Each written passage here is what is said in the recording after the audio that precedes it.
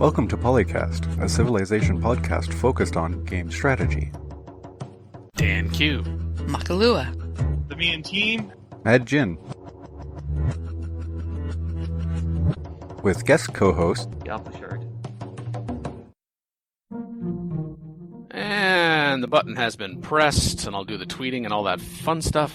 Tweet, tweet, tweet, tweet, tweet. Ah. Tweedledee. Tweedledee.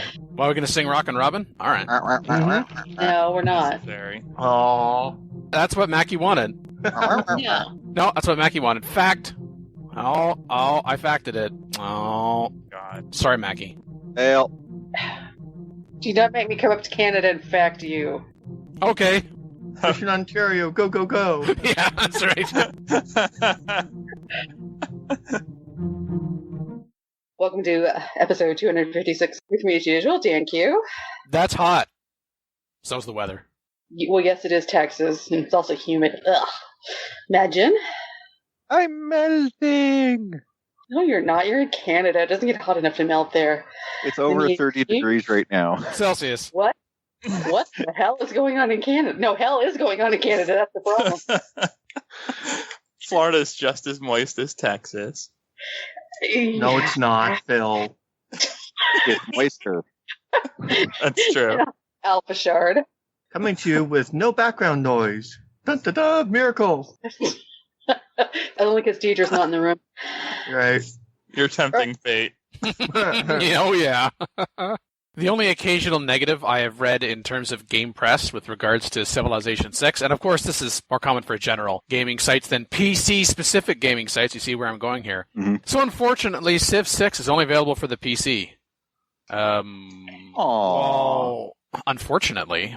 So much for it Here, I being... thought I could run it on my Xbox 360 against you guys. I mean, I'm pretty sure it's been said in the Civ community that Civ 6 is a mobile game based on the graphics, right? Oh, totally. Yeah.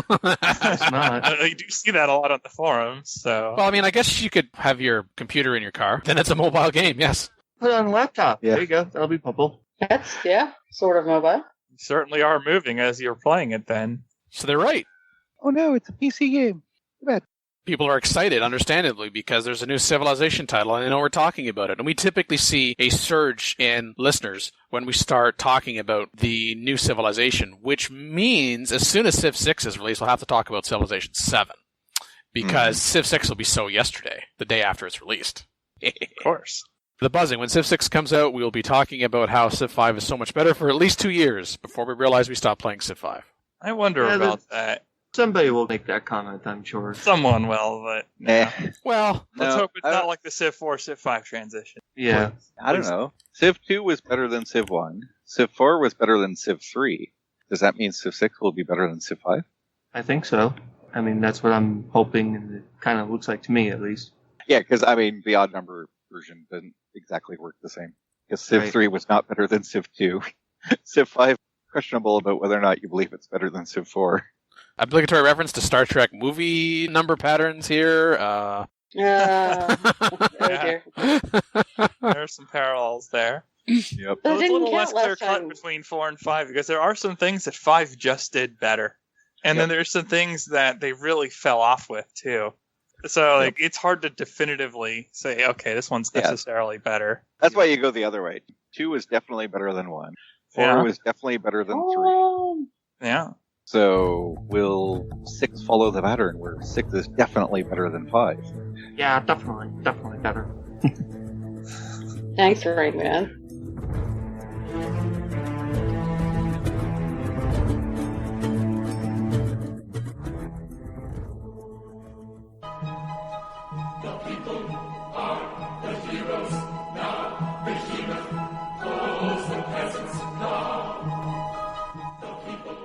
The feedback that we actually got on the last episode We got feedback? on CFC in the Civ 6 General Forum in just a couple of weeks was already at almost 2,000 views and more than 40 replies. Whereas if I look at our last 2 episodes in the Civ 5 General Forum there, a month plus, we're talking 600 views and a little over 1,000 views and 3 or 7 replies. And heck, even on YouTube, this got 80 plus views and 8 likes, Ooh. which is the equivalent of like half a dozen or more episodes typically.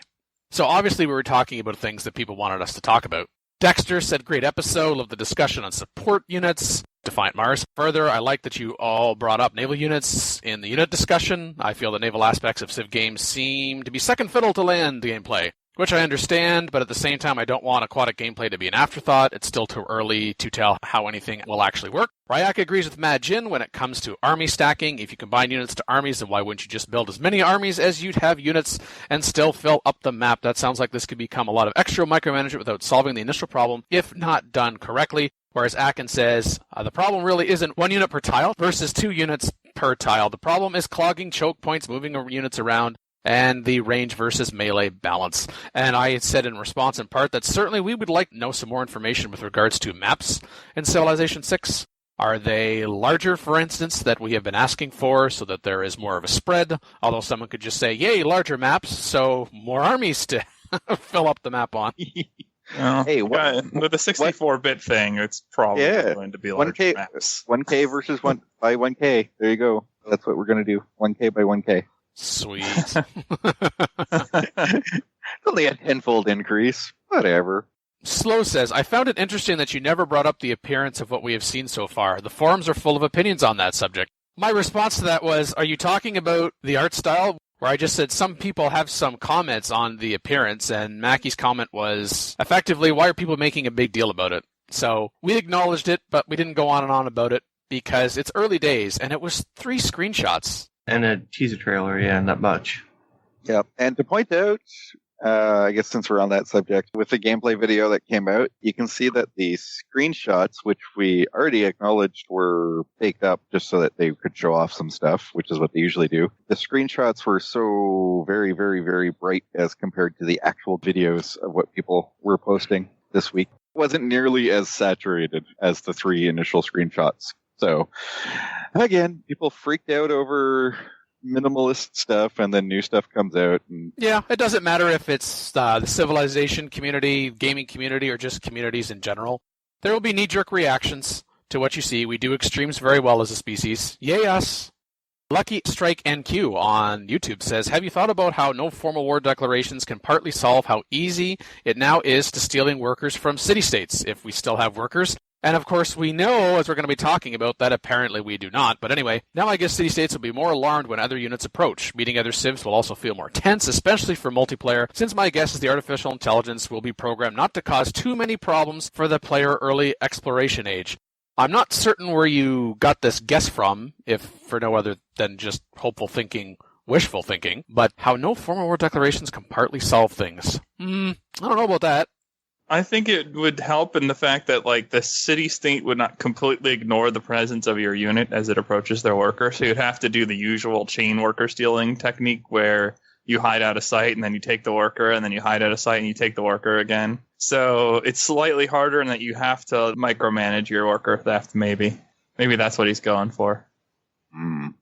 Otherwise, in the second thread, in the news thread on CFC from Illiterist, let me clarify the Steam pricing thing, which was one of the last things that we talked about last episode. I live in Belarus, Eastern Europe. Most of the games on Steam cost us 50% of what they cost in the US. You can add this to the usual sales, so when it's a 33% off sale for you, we pay half the discounted 33% price. For example, I can buy Civ 5 for $15 US right now without any sale, while it costs $30 for people in the USA. Civilization 6 will cost me $30. However, there's a catch. You usually can't gift it to any user outside of your region. Depending on the publisher, you can get further limitations, such as a localized-only version. And he says, and in case you're envious for our lower prices, average income here is $500 US per month. My response was certainly whenever we're talking about a price for anything, games or otherwise, putting it into a context gives us a better understanding of what it means for consumers, practically speaking, especially when you start talking about average income. Region blocking for gifting is also noteworthy, and we're not certain how 2K is applying that with regards to Civilization 6. But again, as we noted on the show, the ability to purchase the game outside of Steam while still being able to attach it to a Steam account is what will keep buyer beware at the forefront of consideration. And I think if Steam tried to change that, there would be quite a backlash from other retailers as well as consumers. So I don't think they would go that far, but certainly the region blocking thing would not surprise me. Slow says, great show. Asik says, fun episode as ever. Nice to hear everyone excited. Rastak, nice show. Very much enjoyed it. You guys have plenty of material over the next 5 months and likely 2 to 3 years after release. So I guess you can't retire, Dan Q and company.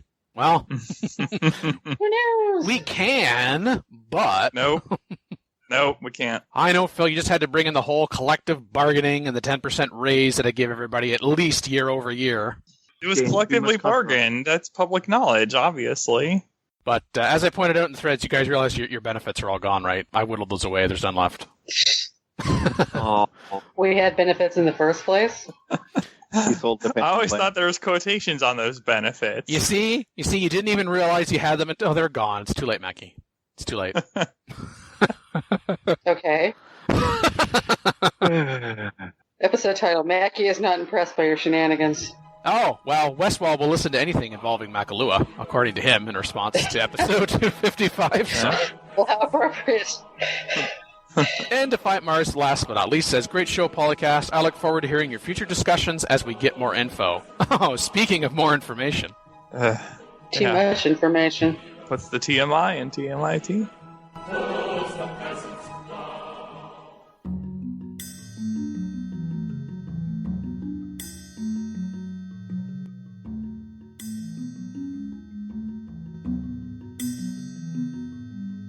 I like the resources actually being something and something more tangible in the game, and not just like, oh, you have this resource that gives you more yield and then that's it. I like be able to trade it and be able to use it for buildings or wonders or something, more than just a couple extra yield icons of whatever resource. Well, in fairness, in Civilization 5, there were some buildings that you had to have a particular resource, like a circus, for example, and then if they were luxury resources, that's contributing to your global happiness, for instance. But I get what you're saying, tying it more things other than the usual, as it were. I think that's what always they've been able to trade resources. Well, not in always, Civ 1 but and for 2. for a long time now, that's been a thing. Yeah, but for a long time, yeah. But I mean, I think that's their goal with this whole new game, is to make the environment more involved in your development.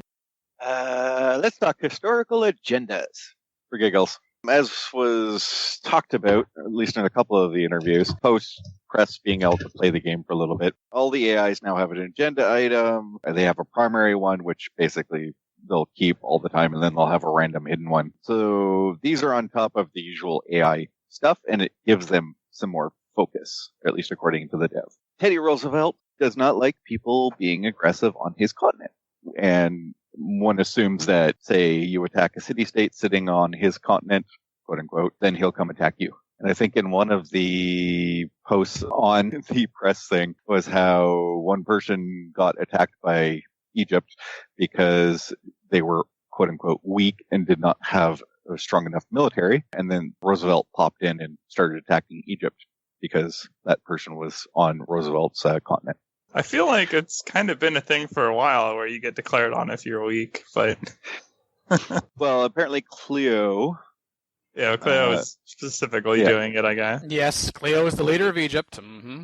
Yeah, For some apparently reason. she likes big armies and cannot lie and hates people who do not have one. So things like that actually could provide interesting alliance changes and or ways of dealing with diplomacy with AIs without actually dealing with diplomacy with AIs. So, you have Cleo next to you and she doesn't like you because you're weak. Well, you just build a bunch of units. And instead of deciding 10 turns later, well, I thought you were weak a while ago, so now I'm going to kick your butt. She goes, oh, you've got more military now. Yeah, that's sufficient. Oh, Okay, that's I'll leave you alone. I think you just always build units, and then who you declare on first depends on their flavor. You see Roosevelt, and you're like, okay, well then I need to declare on him first, because then he won't dogpile me, because he'll be fighting me already. Yeah, stuff like that. How those agendas work. If you have a big military, will Cleo never attack you for any reason whatsoever? We don't know, but You could probably bribe AI, I'm sure. What I like about the hidden agenda as described is it's not hidden agenda as in whack-a-mole, like try to guess over the course of the game what the hidden agenda is. Maybe you'll find out and maybe you won't. As described by Dennis Shirk, producer on Civ 6, you can start a trade route that'll give you some visibility on their agenda and bring back knowledge. A delegation will bring back more. A spy obviously will tell you exactly why they, for example, don't like you. Oh, I would hope so. But half the fun of random agendas is just finding out exactly what it is that ticked them off. When I heard about this, I just felt like Phil would not like this because we all know how he hates random stuff like that. They'll The like agendas hate aren't you. necessarily random. No. It's just that when you start a new game, so say you'll always have Cleo liking big armies.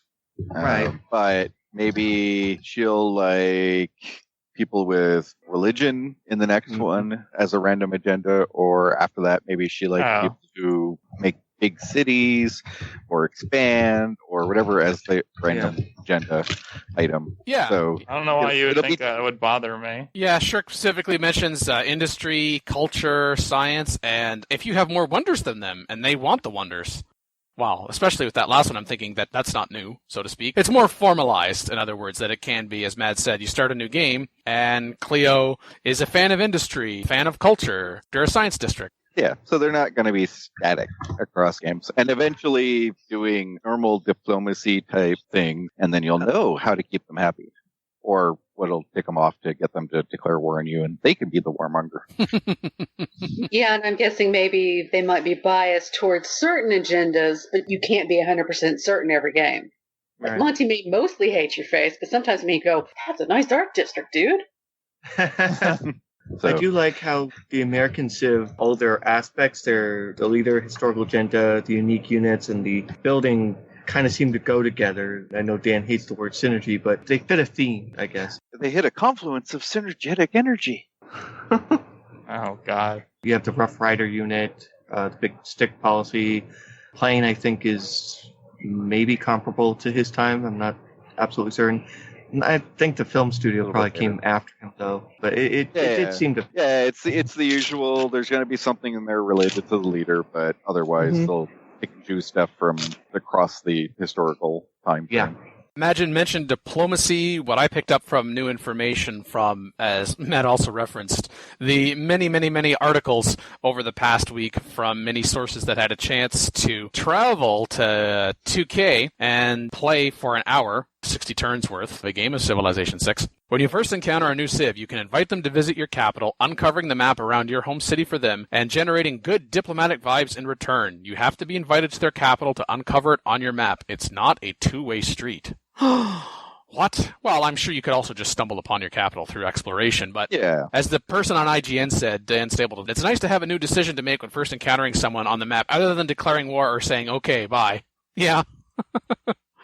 Can we trade maps, please? No. Yeah. That would be a nice feature to have back again. It's called print screen. And print screen, send it to people through Skype. Or just how I am with micromanagement. To heck with that crap. No, the trick will be teaching the AI to do that. Okay, AI, press print screen. Yeah, the AI. No, not going to happen. I am glad that Natural Wonders are back. Wasn't sure if they were going to be back, and I do see we have a couple of them confirmed. Wait, there were confirmed Natural Wonders? Yes, Great Barrier Reef and Pantanal. Oh, I missed that. Yeah, where was that? Do you remember? I remember the Great Barrier Reef being mentioned in an article. Somebody was going to build the Oracle next to the Great Barrier Reef to get a religious bonus, but then iron showed up, and they were like, well, what do I want? Do I want this faith, or do I want this iron? They felt they had to think about that, which was more important to them for their current game. Oh, okay. Buzzing says they mentioned it in the context of adjacency bonuses for districts. Oh. You've discovered a workable Krakatoa. Yeah, like you can build 3 farms. No, you haven't. 3 farms next to each other in like a little triangle formation to get extra bonus food for those 3 farms. Like, again, synergistically working together. Well, right, you have to say it like that, too. Synergistically working together. Let's go with the redundantly redundant stuff, too. Because Dan likes that as well. But Wait. Are we going to have a thing where putting certain types of tiles to get basic tiles together, like the farms or mines or something, is going to make the other ones more efficient somehow? Yes, that's what they were saying. Huh. Well, that could help explain why districts take tiles. If it's not just, here's a farm, and then over time, like with Civ 5, you get an extra +1 here, +1 there, yada, yada, yada. And people were speculating in one of the random threads, it had said there was when they saw the tooltip, it said number of citizens working here, 1 on a farm tile, possibly later in the game as an additional mechanic that you might be able to have multiple population working farms and then get extra yields out of that. So it could be a way to mitigate the fact that everything's going to be taking up space by basically over time making them do more. That definitely sounds more in depth and more taking what you're going to use, how you're going to use all your resources, and not just spamming farms everywhere. Spamming farms everywhere gets you score. Yay, farms! Justified war stuff.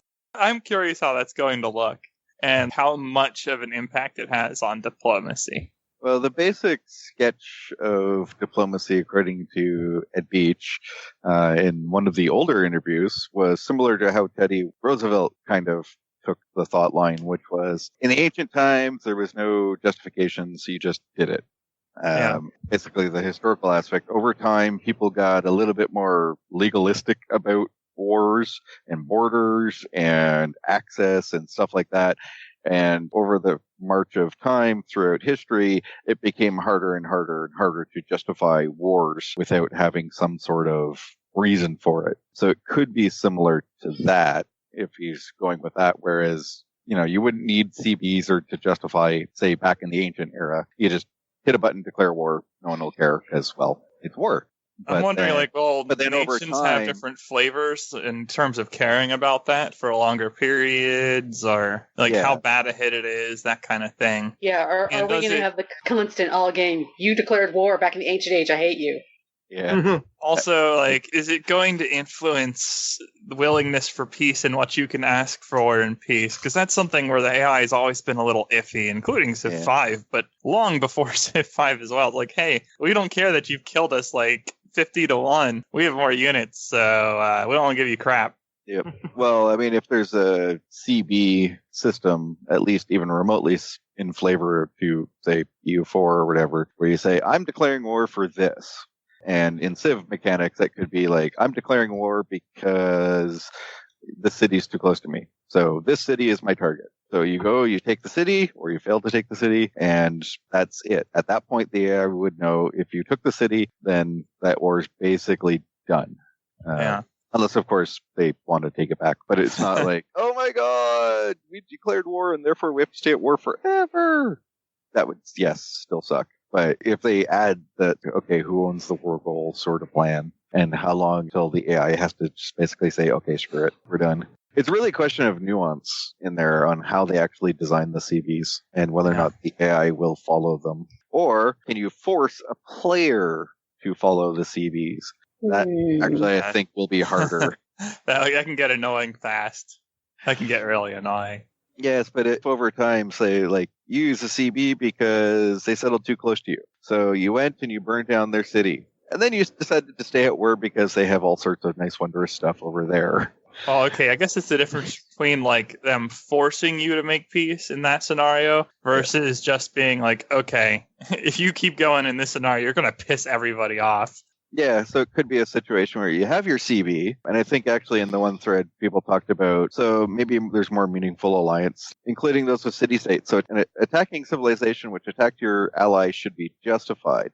So say somebody attacked your city-state ally, you go attack that civ, you'd be justified to attack them because they were your ally. But the question is, okay, let's say they stop the war with the CS ally, so they're no longer at war. At what point does the game say, okay, you're no longer justified to fight because they're no longer doing the thing you wanted them not to do?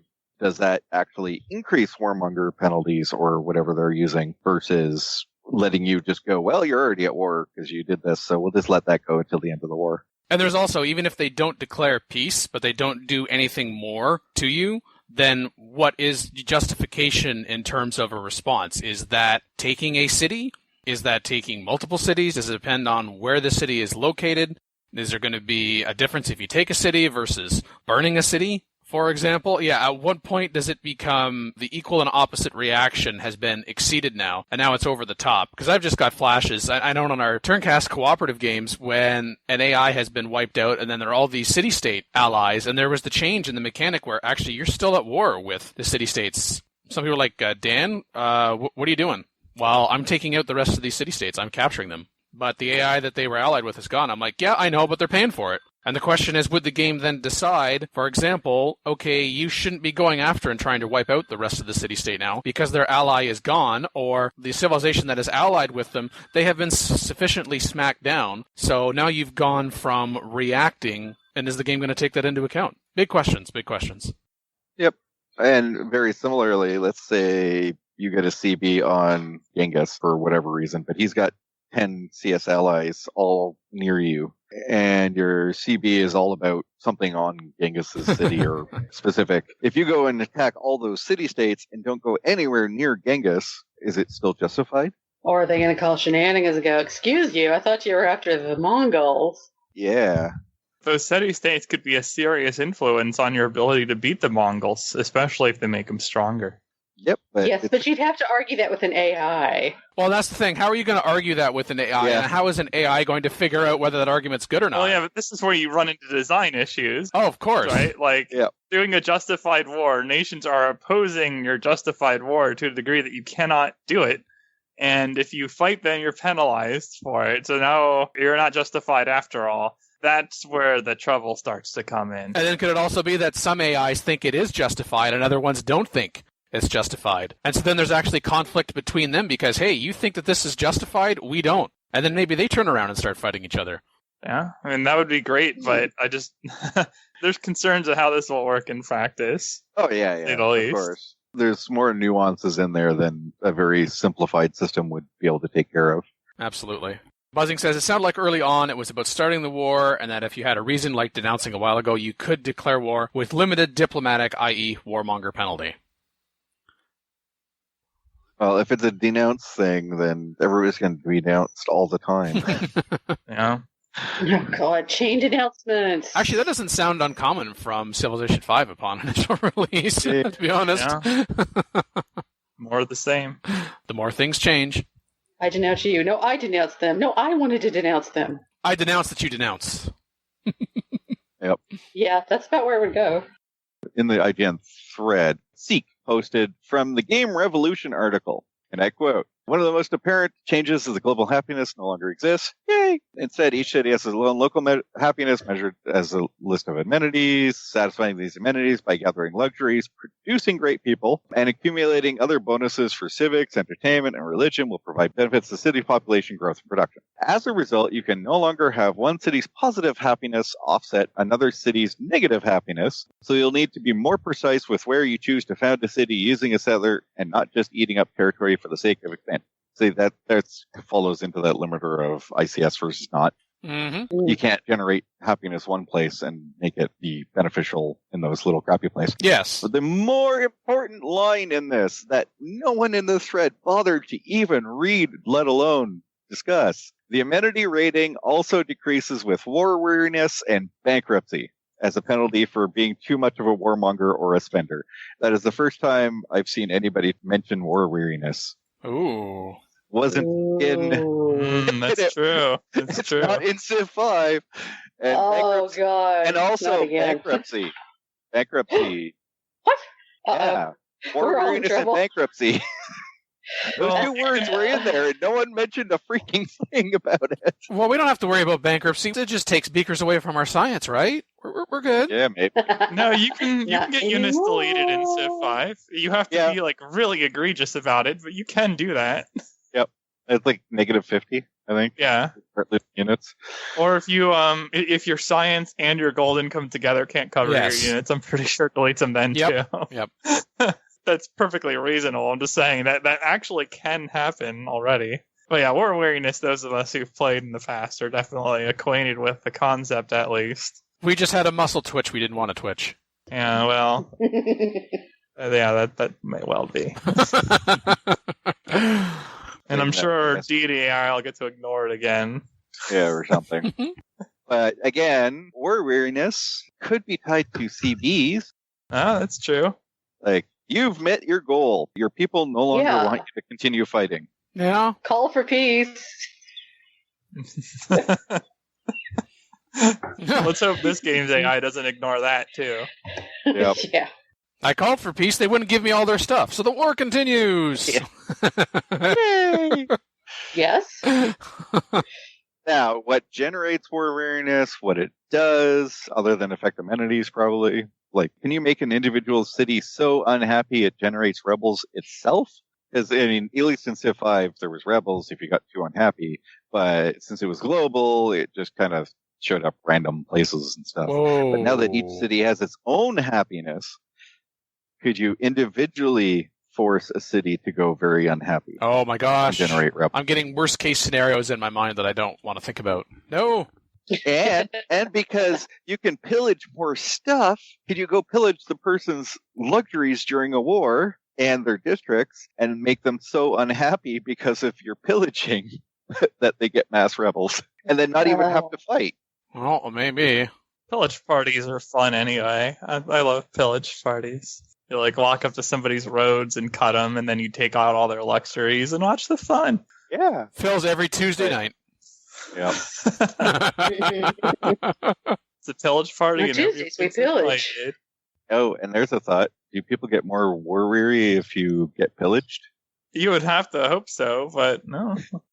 So, again, for those people talking about tall versus wide and, ICSing, maybe if you ICS and somebody comes in and pillages all your crap, people will just rise up and destroy you. Yeah, that is assuming you live long enough for it to matter. If you're getting your crap pillaged, you're usually not in good shape. Yeah, but maybe the other person doesn't want to have all your crappy cities. Great people. Generally, what I came across was that from the IGN article, one historical figure for each category is available at a time, and when you earn enough points in science, engineering, military, etc., you can either select to recruit that great person, or if you don't like that great person's specific bonuses, hold on to those points until someone else takes them and exposes the next great person in that category. So there's just like a pool of great people, but there's only one of each at a time. There's only like one prophet, one scientist, one engineer, that kind of thing. I guess. Yeah, which then begs the question, of course, like, hey, I got a great engineer. I think I'm going to hold on to it for a while, and then no one else can get a great engineer because I haven't used mine yet. LOL. Oh, I was thinking it was going to be a refreshing pool, like when you have to recruit leaders in other games. Now, admittedly, I don't know why you would hold on to a great engineer, especially if it's anything like Civ 5 engineer, but just the idea, just to troll, Well, you can save them to pick up a specific wonder, and if you know that your rival is going to get to that wonder technology first, you could even deny them the access to the engineer and erase that turn advantage entirely, if that's how we're talking. So there would be incentive to do it, and I hope it doesn't go that way. I just love it when I'm one turn away from constructing a wonder, and someone uses a great engineer to rush it ahead of me. Well, let's say you need the education to rush a wonder, right? And so I get a great engineer, and you get to education 10 turns before me. This wonder usually takes, 15, 20 turns to build. So I just don't use the engineer at all. I just wait until I get education. And now, because I have the engineer and you don't, well, I can build it first. Because I'll rush it and you have 5 turns to go.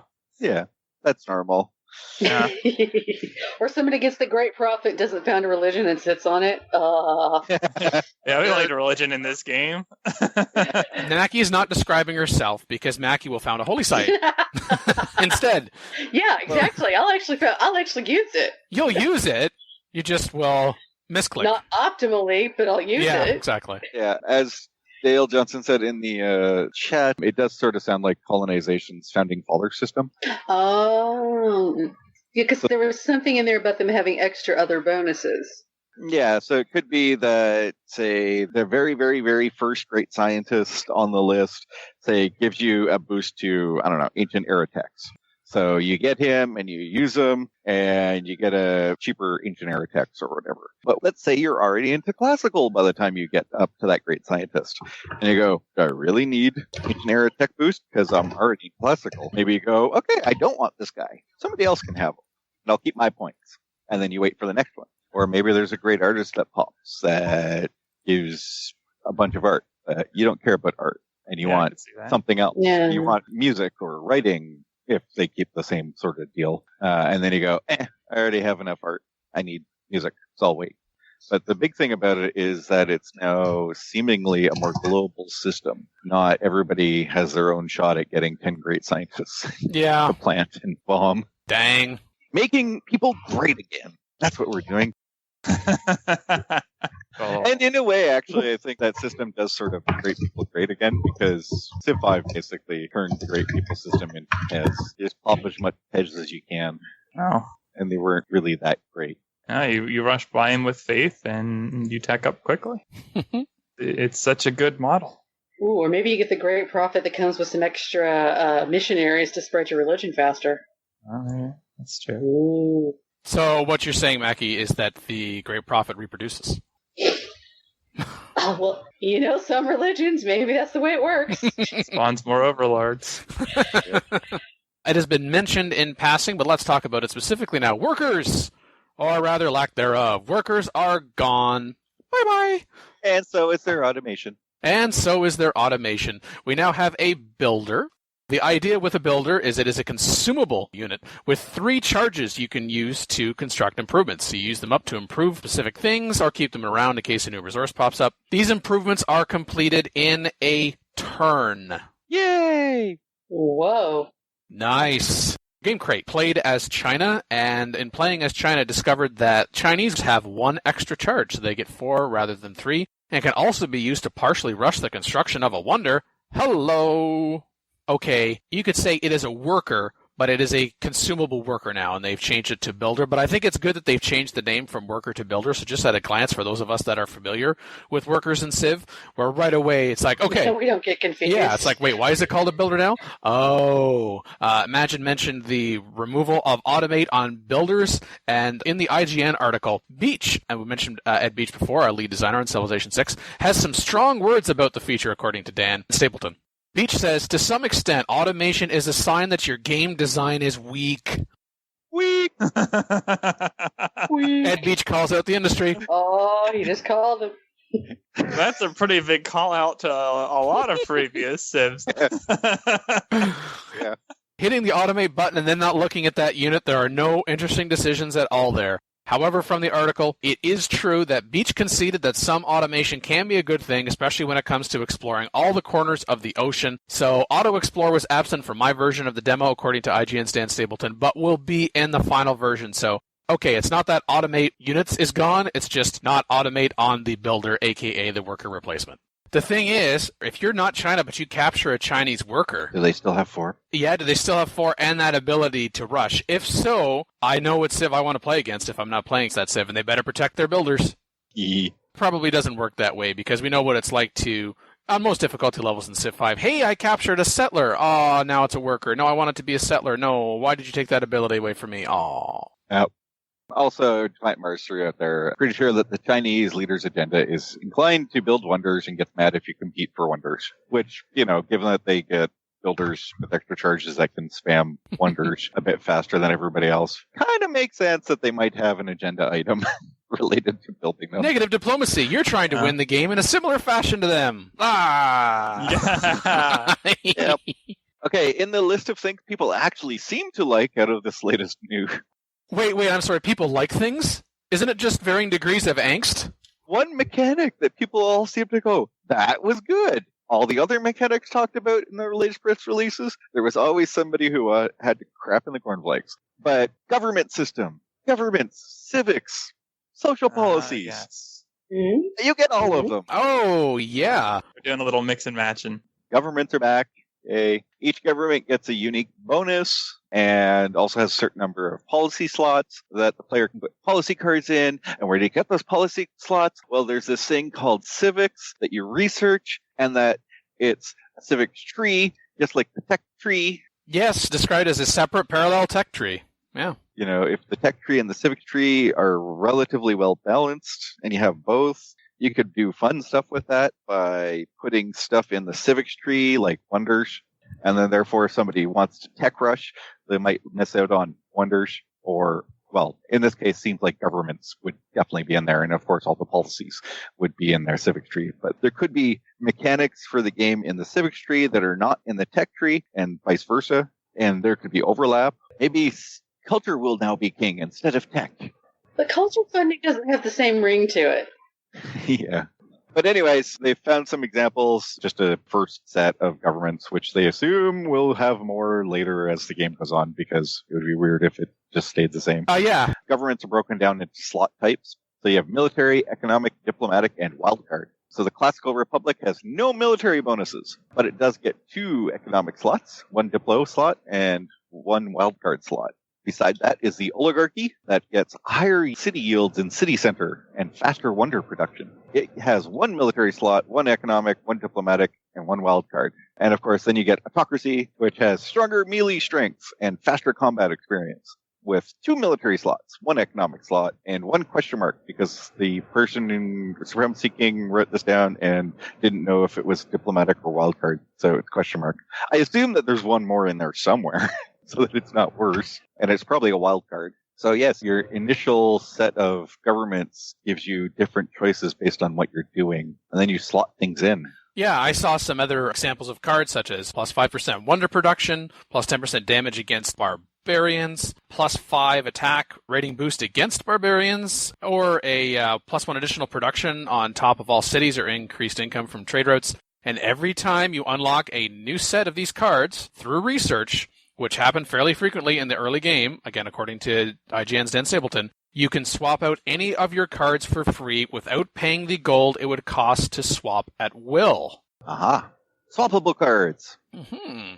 So at the moment, you may be early game when you're setting up a bunch of cities, you want extra production in all those cities, but then later that extra point of production just isn't doing it anymore, and one assumes that later game policy slots are better than early game ones, so there's going to be replacements or just ways that you'll want to do things differently. Yeah, we hope it's not going to be like, hey, later game unique units are better than early unique game. Oh, wait, no, they're not.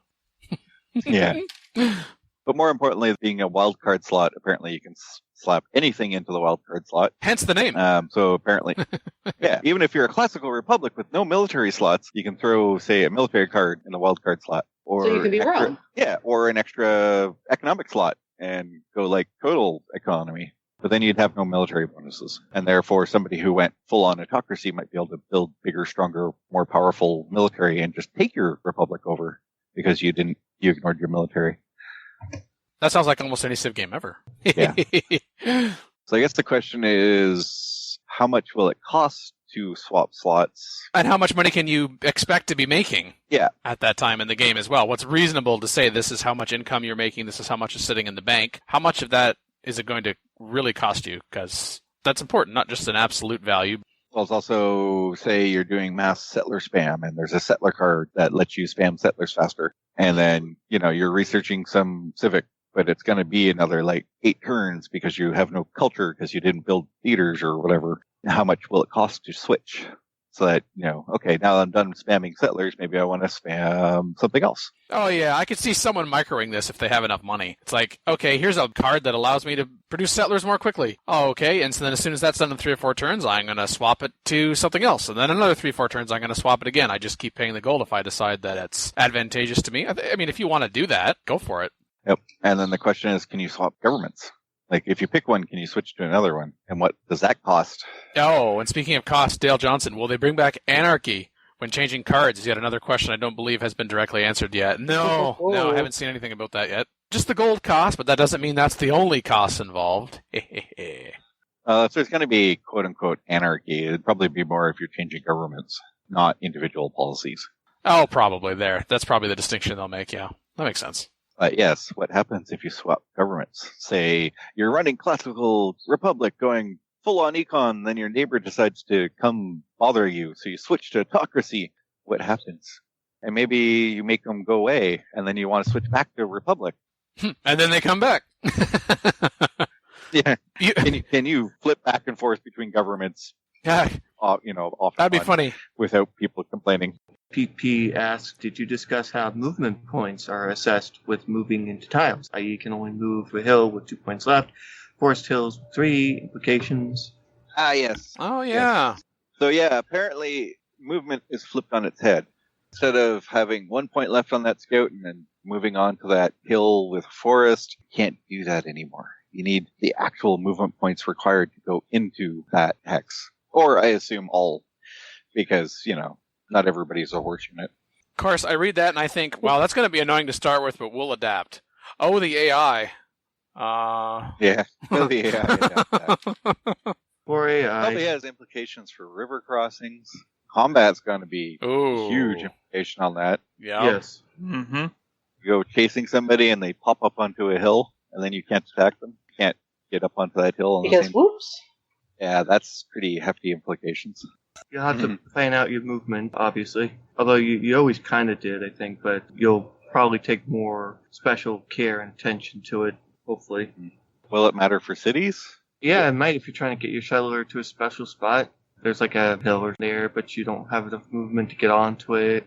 And okay, builders construct things in one turn, but in order to get to that hex, it might take them a little longer. Yeah, there's that too. It's Right. minor, but I guess if you say it's minor, but really minor in comparison to some of those 20-turn time. oh, absolutely. But it does have implications to be true. City-states, you now assign envoys. No more influence meters. Example given, more envoys equals stronger bonuses related to that city-state bonus. At a certain level, city-states become your ally. Envoys can be reassigned. So then one questions how many envoys you actually have at any one point in time if you assign them. Quests are still in. You gain an envoy when completing a quest. Although then that starts questioning, if you can quest for one city-state and you can reassign it, do you just keep doing quests for one city-state and then like tossing the envoys out to somebody else? That would be a little weird. Will's opinion was city-state relations feel less grindy and spammy and more stability to relations. Well, you can still have on how you get your envoys and and how once someone is, say, an ally with the city-state, then how do you supplant them? Well, I mean, you could go ahead and declare war on that ally, but then you're at war with the city-state. But is there a way to do that? And also, are we going to get into situations where there is just a city-state, like a particular civ, based on their unique ability, or perhaps their hidden agenda that they just must absolutely ally? They're religious city-states, because I guess we've seen Venta over and over and again, so probably a religious city-state in there. So then are we going to play, like, Envoy Whack-A-Mole? You have 12 envoys. They now have 13. Ah, crap. You now have 14. Yay! They now have 15. Ah, crap. Exactly. It would still potentially be a whack-a-mole, just like throwing money at them. Yeah, who am I going to throw my money at now? I think whack-a-mole could still exist with any system Yep. in relation to city-states. Yep, leave it to players to figure that out. Yep. Because they will. They will find a way to make a mess of it. But not tossing money at them as the way to go, and no influence bar, which means no slow loss of influence, could be good. So I guess my question is, when I bully city-states in Civ 6, what am I going to get out of it? I don't know if One you're going to be free able to envoy. bully them. Ooh! Shiny. I like that notion. I bully you. Give me an envoy. Okay. In fairness, it's kind of a way, it's just like, hey, in Civ 5, I'm going to demand all of this gold from you in tribute. Okay. And I get a diplomatic loss, and then here's a whole bunch of gold back, and so now I actually have more influence with you than before I bullied you. So maybe you'll get 1.5 envoys. Or 2. We'll make the math nicer than Envoy. a half envoy. That might be Did they messy. send half a body? Yeah, exactly. How you want to get your envoys? That really does look good on the end of a ball. Exactly. Support the ongoing PolyCast Patreon campaign. Collective achievements. Personal incentives. Month-to-month commitment. For more information, visit thepolycast.net/Patreon. Call in today. In North America, 301-637-7659. In Europe, 44121-288-7659. The only thing worse than being talked about is not being talked about. Log on to the series' official website at thepolycast.net.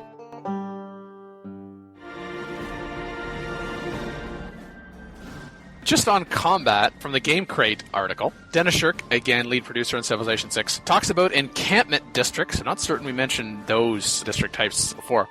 And the cool thing about it is that when you put it down, it has to be at least one tile away from the city center. So you put it out in a rural location, maybe in a bottleneck somewhere close by, because once you build city walls, the encampment also gets walls. You both get city strikes, so you can have overlapping fire. That's neat. That's very neat. That sounds like a much better fort. It's like what a fort should be doing, firing out, and now you can do that. Like having their own armaments. Religion can be founded at holy sites or some world wonders. That actually might be less annoying. It just seems pretty consistent in Civ 5 and our turncast games, where the people that are getting religions either have a innate bonus, like Ethiopia, or you found a religious city-state first, or a religious natural wonder, and then, settle next to it and not 3 tiles away from it. Yeah, they really haven't talked a lot about religion or archaeology or trade routes that much, other than to say, guess what? You don't have to wait for an expansion pack for these mechanics to be in the game. They're going to be like... That is nice. That's good. It's going to be like you see in Civilization 5, but obviously not. Exactly. So I understand why they're not dribbing and drabbing with info about that just yet. What I want to know, and of course is the most important thing for religion, not really, but I'm going to say it anyway. If I can't rename my religion, then I don't want the mechanic. Get rid of it. Dan can't live without his condorism. The mighty condor must rise again. That sounds so wrong. Well, I think we have covered a lot on this show, and no doubt there will be more to be covered on the next episode. I think episodes like this where we're talking about news about a new Civ title, they burn brightly but quickly. In other words, in 6 months from now, when the game is out, most people are probably not going to listen to this. People are not going to listen to the new stuff. It ages very quickly, but that's okay. That's okay. So, I know I saw someone, it was a YouTube comment from one of the videos that was published there. The hype train is moving too fast. Slow down. Oh, no. That just means the hype train is going to move faster when you tell it to slow down. Come on. Yep. There's no slowing the hype train anyway. Choo-choo! Episode 256. Joining us with us was Dan Quick. Paradigm shifted. Majin. What? Makalua. Choo-choo! And the Me and Team. My conflict is justified, I assure you. And finally me, Alpha Shark. Wishing you all good luck civing. Bye-bye.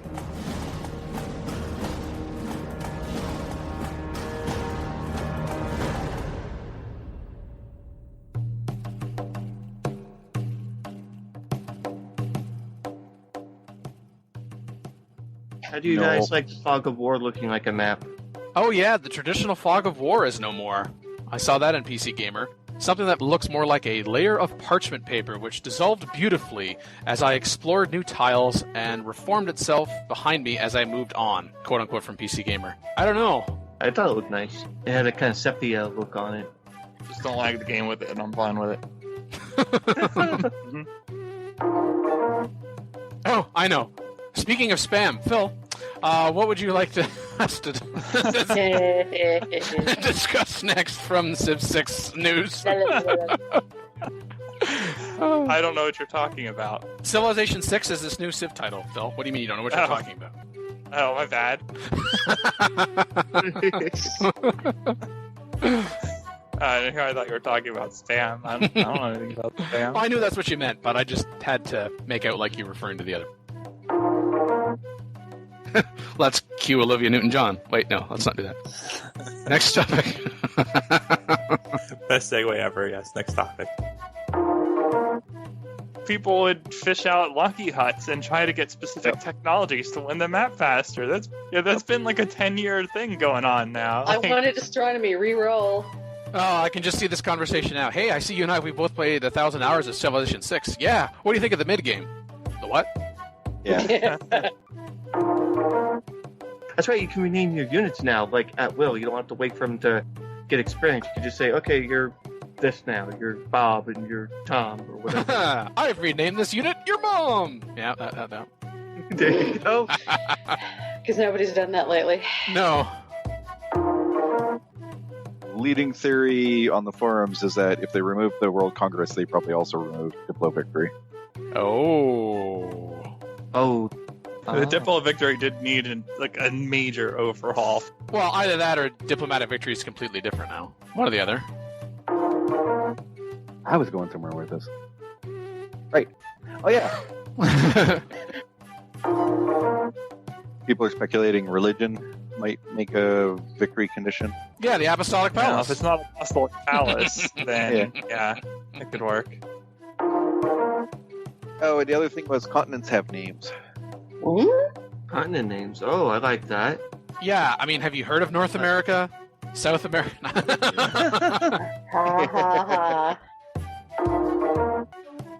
From the chat, oh, the buzzing, look what you have started. Achievement, the Me and Team, win a domination victory in a co-op-ish game. Yeah. Co-op-ish. Ish being key descriptor there. I haven't Yeah. actually done that in Civ 5 yet. In Civ 5, Yeah. yet, let's parse this. So everybody watch out for Phil later tonight. Yeah. No, Phil's going to wait until at least next week. He doesn't want to be that suspicious. The designers combed through past Civ games to sample the elements they liked and combine them, lifting the color palette from Civilization Revolution, the iconic style of Civ 4, and some of the detail from Civ 5. Wah, wah, wah. Which obviously means they like nothing from Civ 1 through Civ 3. Yep. That's fine. Oh. Well, most of the stuff from the first 3 Civs are in the 4 and 5. You know, you got your leaders and all the Civs, and I like that. You've got units, and cities, and maps. You know, it's all in there. Yeah, whatever. Alright, so we done with the, get past the, God, I'm glad I didn't just say what I just said. Were you thinking about lovers of a sentient variety? I don't know. I was trying to make a transition, and it just did not seem right. Like something I could say.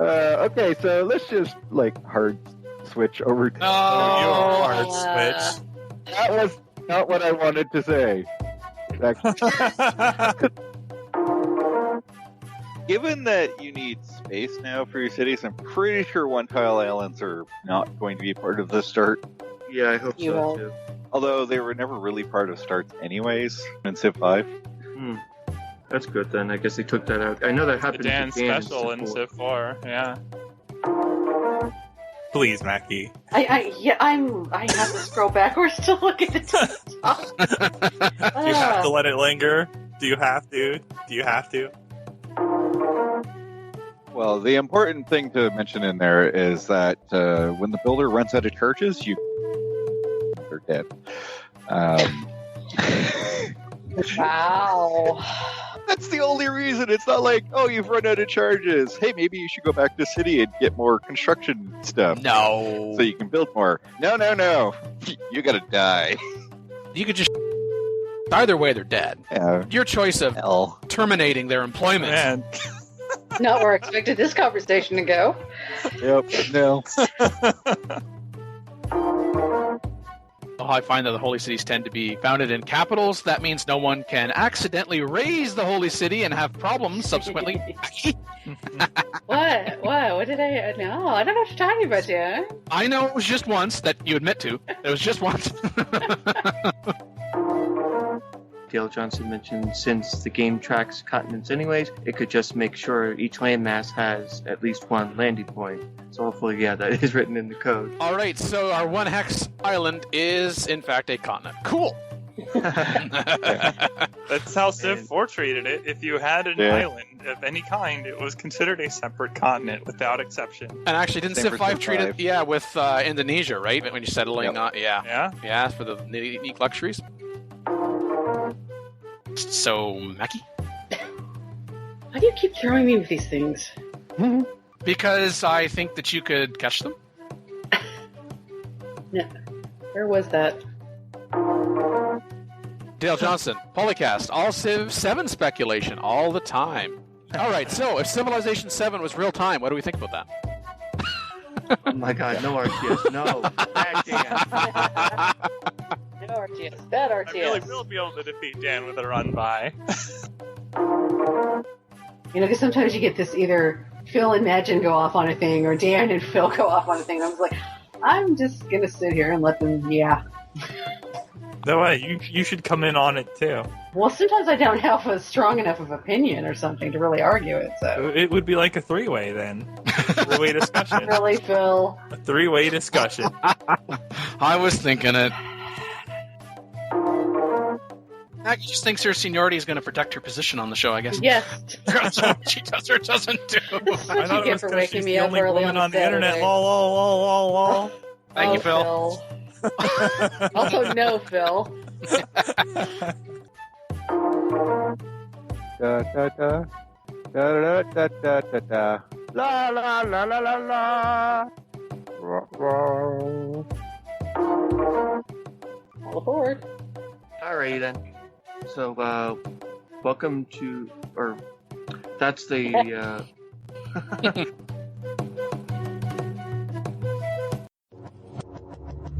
Record date May 28th, 2016. Civilization 4, 5, and Beyond Earth sound clips copyright Take-Two Interactive. Copyright Civilized Communication at civcom.net.